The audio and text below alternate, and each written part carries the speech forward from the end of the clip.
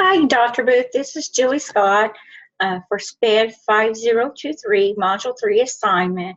And my question for teachers is, what consideration should be given to assistive technology to improve working memory with students who have learning disabilities in the special education classroom? So instead of doing the all reliable for me PowerPoint, I created a web page.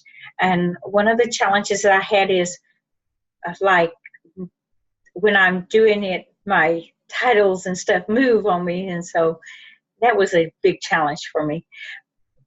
On my web page here, I identify working memory exhibits itself in many ways in the classroom. So I'm going to scroll down on my web page.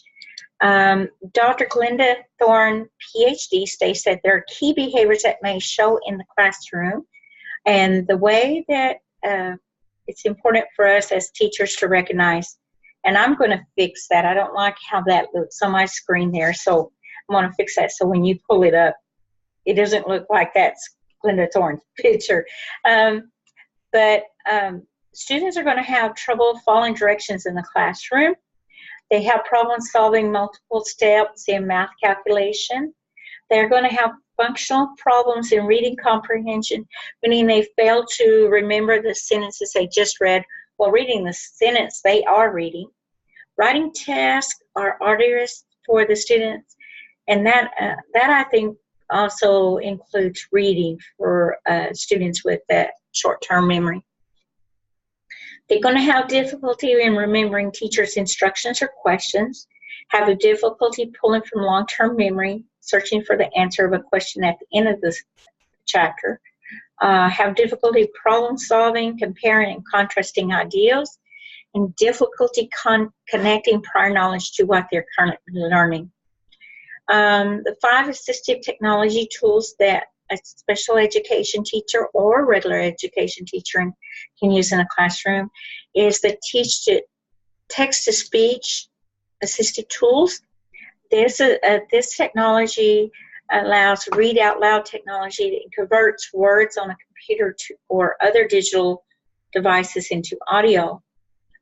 This will allow functional problems in reading comprehension to be alleviated so that the student doesn't have such a hard time working to decode those words while learning their new material. And so they are, since it's not so hard, they are able to retain the memory better. They're not going to give up as fast. Text magnification allows the reader to magnify text for easy reading. There are several programs available on the web for this, and most of those programs are free. For example, on Apple or Microsoft Word, you can magnify the screen without even buying software because it's already included into the program. Another device assistive technology tool that can be used is the iPad or a similar device. And these devices allow interactive learning games, exercises, and apps that can be downloaded to aid the student in learning. Hurricane states that these devices allow the students to increase their ability for self-exploration, self-direction, scaffolding, master-based learning, providing data for players to monitor their own progress, which is really good, and offer real-time feedback to those players or students so they can adjust for their solution. I have a student that is dyslexic, and so Ginger is a good program that I just found out in my research and kind of wish I had discovered already. And there's a couple more out there, but I picked Ginger for this presentation. And Ginger helps contextual spelling and grammar check that works with Microsoft Word, Outlook, PowerPoint, and the Internet Explorer. But this program does require the internet connection. Students who have dyslexia have difficulty processing and remember information they see and hear. And then picture dictionary, graphics, or sight words can be used for images and to define words or to help students learn to say those words phonologically. And these visuals help explain or give the graphic or give context to the students. And when students are able to make meaning of work or assignments or what they're seeing, they can relate to it and they have a better chance of retaining that knowledge. Based on my research, I went and instead of the 2, I collected 4. Some of them are really good, and some of them I feel like I need a couple more things to go with it, but they do back up my statement. So on the effects of font size on children's memory and meta memory, the reason I picked this research-based document is from the Frontiers of, I don't want that. I'm going to close that. I was trying to get off that. They study the effect of font size on children's memory and meta memory, and because there is a growing interest on knowing whether the size affects how we remember stuff. The previous studies have found that adults use font size as a cue when monitoring their learning and judging that they will need to remember those words more than the small words. So we, as an adults, do use that to help us retain memory. They use 1st and 5th and 6th graders to do their study for free recall test, and they presented them with large or small fonts and made judgment learning for JOLs for each word. One of the reasons I did like this research that I thought I could use it is down here at the bottom they have a how confident are you that you will remember this word, and I thought, hey, that's an easy way for me to incorporate knowing how the students are learning, because my kids are already familiar with these happy and sad faces. And they support their data on number of words recalled and the effect of the font size on memory. Their conclusion is that there was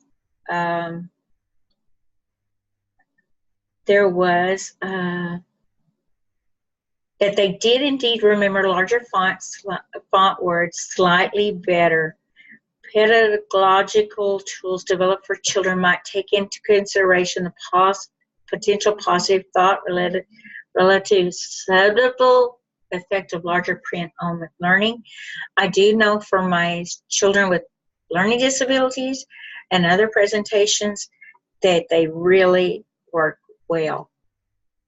The next document was exploration of teachers using iPads for student learning. This research basically explored US, Canada, Australia, and the UK. They were invited to do SurveyMonkey, and then they compiled all their data. I found it very interesting that Canada, let's see, where is Canada?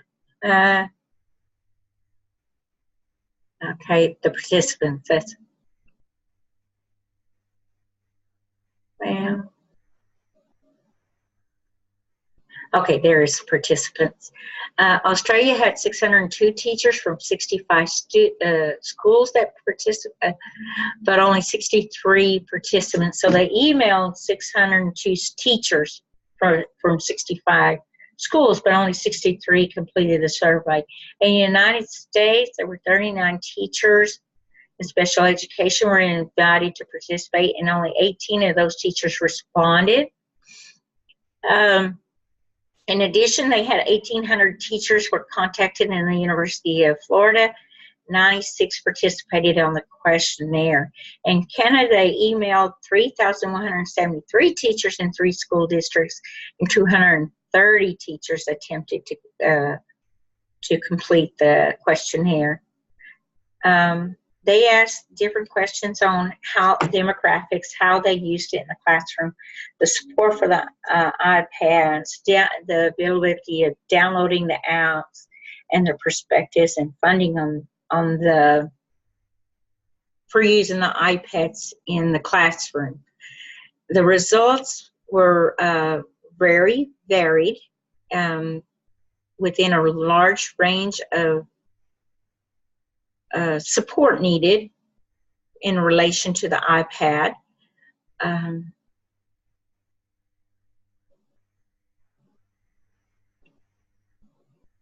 They explored the issues that we're finding in using the iPad and the benefits of it, of using it. U.S. claimed that there was 25% student engagement, 18% in Australia. Canada, though, if you'll notice, they had 80% motivation for student engagement. Content availability and teaching tools. Australia was 16%, Canada was 30%, but they didn't show the availability as a teaching tool for the United States, which I found kind of odd. I would assume that we would have had some information there. Management, Australia seemed to have the better types of support. In the technical, they were real high there too. And in funding, Australia had the better support. They used it for a range of instructional purposes in the classroom and shared that the iPad is supportive in engaging and motivating students who have a range of diverse learning support needs.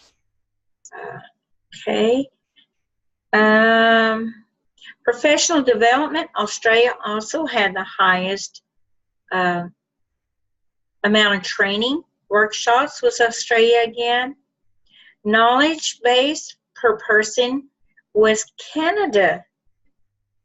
And then Canada also had the group study and self-study there. Conclusion, they felt that this revealed that iPads are being used in a constructive way across participants and countries in all grade levels, and with students to have a range of special needs for a variety of learning purposes such as social, academic, communication, and function.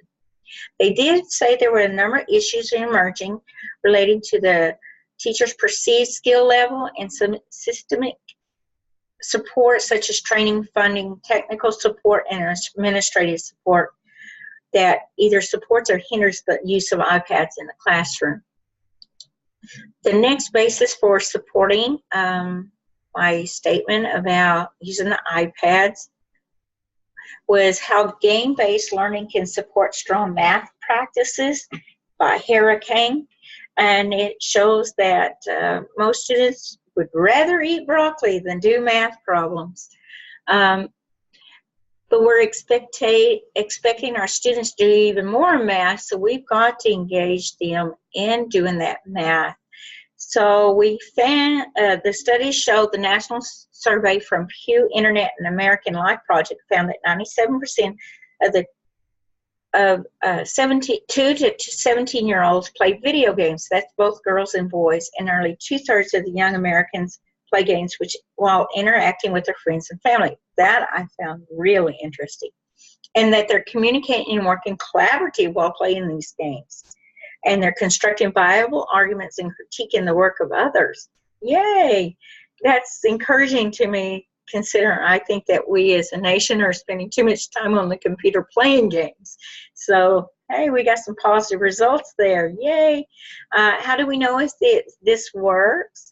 A study using fMRI technology showed 3 areas of brain growth for 2 months of playing digital games. They talk about the frontal cortex, the hippocampus, and the cerebellum. So I'm going to jump down to the where it shows how the games make the brains grow. The study showed the 3 areas of growth in the frontal cortex after 2 months of playing digital games, which affects their abstract thinking, analyzing, making choices, making predictions. In their hippocampus, it affects their memory, spatial navigation, and learning. And in the cerebellum, their movement. And if we think about it, most game playing is failing. So, but why do the players not give up? because we expect to fail and then we just keep trying, and it's part of the process to us getting achieving success. So games that we should be selecting and putting down on those iPads are creating compelling world of problem solving, allow self-direct exploration, deliver scaffold master-based learning, provides data for the players to monitor their own progress, offer real-time feedback to help players adjust their solution path. Then I also went and clicked on augmentation and alternative, and this research was based on augmentative and alternative communication in children with Down syndrome, and they basically took the use of technology in communication, socialization, language, motor skills with Down syndrome was required.